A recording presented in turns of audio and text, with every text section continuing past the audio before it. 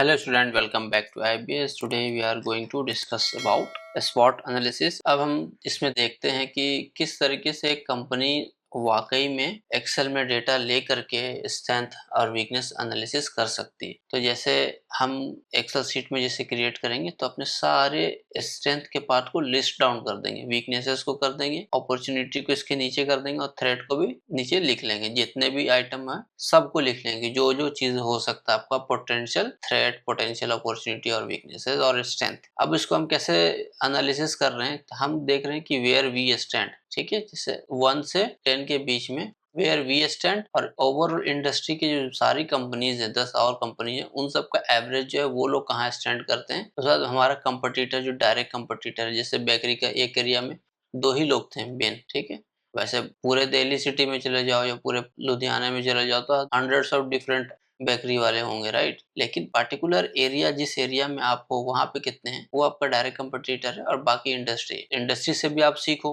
उनके भी strength weakness को एनालिसिस करो। अपने जगह पे आपको न्यू ट्रेंडिंग, इमर्जिंग, इनोवेशन सब कुछ पता चलेगा, आप इंप्लीमेंट कर सकते हो। ठीक है, इसको देखते हैं स्ट्रॉन्ग ब्रांड रेपुटेशन। तो आपका ब्रांड का रेपुटेशन 9 है, 0 से 10 के बीच में, और इंडस्ट्री जो है 9.5 पे। इंडस्ट्री के बाकी कंपटीटर जो है, जो आपका डायरेक्ट कंपटीटर नहीं है लेकिन वो लोग अच्छा होल्ड करते हैं, और आपका कंपटीटर 7 पे स्टैंड करता है, तो ऑब्वियसली आप यहाँ पे विन सिचुएशन में है, इट इज गुड।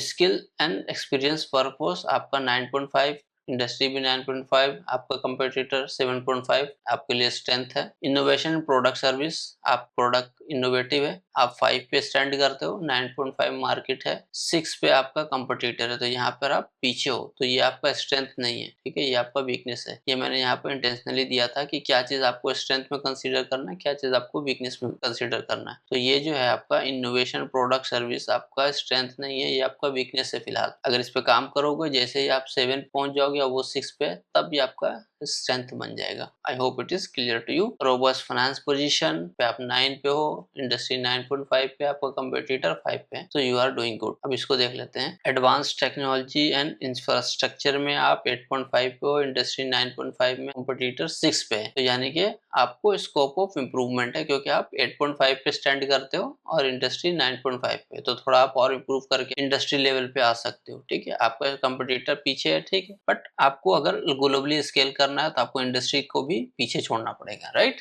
इसलिए मैंने इंडस्ट्री को भी कंसिडर किया है, क्योंकि आप एक एरिया में बेकरी का मान लो आपने शॉप खोला है, लेकिन आपको हमेशा इसी एरिया में नहीं रहना ना। आपको अगर ग्लोबल ब्रांड बनना है या सिटी में आपको अलग अलग स्टोर खोलने हैं, तो आपको इंडस्ट्री के साथ भी इवेल्युएट करना पड़ेगा खुद को। इफेक्टिव मार्केटिंग स्ट्रेटजी में आप 9 पे हो, इंडस्ट्री 9.5 पे, आपका जो कंपटीटर है वो 5 पे है, तो आपके लिए स्ट्रेंथ है, लेकिन स्कोप ऑफ इम्प्रूवमेंट है, क्योंकि इंडस्ट्री 9.5 पे, आप 9 पे हो। तो मोस्ट ऑफ द केसेस जहां पर भी आप इंडस्ट्री से पीछे हो, वहां पे आपको फर्दर वर्क करने की जरूरत है। तो इस तरीके से आप एनालिसिस कर सकते हो, स्पॉट एनालिसिस। ठीक है, अब जैसे इसी तरीके से आप वीकनेस का भी अपना लिस्ट आउट करो एक्सेल में, और आप खुद देखो आप कहाँ हो, इंडस्ट्री कहाँ है और आपका कंपटीटर कहाँ है। तो उस बेसिस पे आप ना यहाँ पर एक्शन प्लान लिख सकते हो कि इम्प्रूवमेंट की जरूरत है, या हम लोग ठीक जा रहे हैं, अभी रिफाइनमेंट की जरूरत है, या सिर्फ नजर रखने की जरूरत है कि हम उस पर अभी लीड कर रहे हैं। जैसे यहाँ पर है सोल्ड डिस्ट्रीब्यूशन नेटवर्क में आप 10 पे हो, इंडस्ट्री के ज्यादातर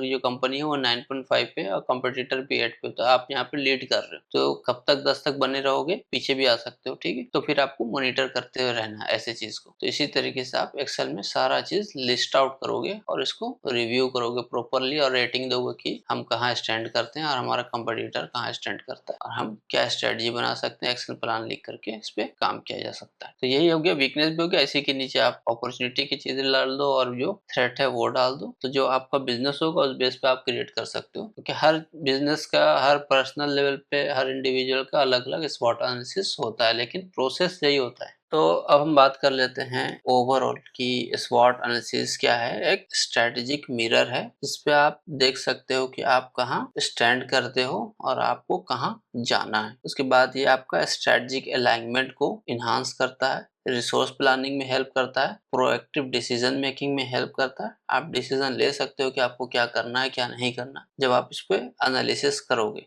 समझ पा रहे हो कि आपको, जैसे मैंने भी यहाँ बोला था कि आप यहाँ पे 5 पे हो, आपका इंडस्ट्री है, तो आपको इम्प्रूवमेंट की ज़रूरत है। तो आपको समझ में आ रहा है कि हाँ, इम्प्रूवमेंट की ज़रूरत है, तो आप डिसीज़न ले सकते हो किस पे मुझे काम करना है। फिर उसके लिए आप स्ट्रेटजी बनाओगे कैसे काम करना है, तो वो तो आपका मेन बिज़नेस ही है, तो आपको पता ही है कि क्या करना है, ठीक है? तो इसके अलावा हम बात कर सकते हैं कि आप भी एक काम करो, कोई एक इंडस्ट्री पकड़ो, कोई आस-पास का कोई बिज़नेस देखो आप अपने एरिया में, उस पे आप एक होमवर्क करो, कंपनी का नाम डालो, कंपनी का डिटेल, स्वॉट एनालिसिस मैट्रिक्स बनाओ, इसी तरीके से जैसे मैंने बनाया है, और उसको आप देखो कि वो बिज़नेस जो है आपके पॉइंट ऑफ व्यू से कहाँ स्टैंड करता है और उस बिज़नेस का इंडस्ट्री लेवल कहाँ है और कंपटीटर। अगर इंडस्ट्री लेवल डेटा नहीं मिल रहा तो एक्सपेक्टेड अमाउंट आप डाल सकते हो कि ये कहाँ लैंड कर रहा होगा, 1 से 10 के बीच में कहाँ इंडस्ट्री होगा उस सारे पॉइंट पे, और आपकी जो बिज़नेस जिस पे भी आप बना रहे हो वो कहाँ लैंड करती है और उसका कंपटीटर जो है वो कहाँ लैंड करता है, ठीक है? तो ये आप करोगे एक बार प्रैक्टिस, तो आपको स्वॉट एनालिसिस पे बहुत सारे नए-नए आइडिया खुद से जनरेट होंगे आपको। इसीलिए प्रैक्टिकल करते रहना चाहिए। I think I am done for the day. चलिए मिलते हैं अगले सेशन में। Thank you very much.